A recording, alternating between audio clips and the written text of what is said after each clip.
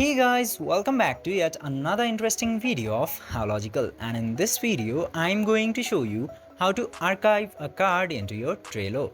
So without any further ado, let's dive right into this exciting video.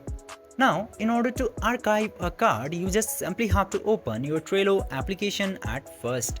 Then after that, you will get to see this home page into Trello. Now you just simply have to tap into these three bars into the top left corner, and from there you will get to see this My Cards option. Just simply tap into My Cards and then you will get to see all of the cards that you have into Trello. Now just simply select the card which you want to archive, and after selecting the card you will get to see this three dots into the top right. Now you just simply have to tap into that three dots and it will directly give the option of archive into here. Just simply tap into that archive button and your card will successfully be archived into Trello. This way you can easily archive your cards from Trello. I hope this video was helpful for you. If yes, don't forget to like, share and subscribe to the channel to never miss another update.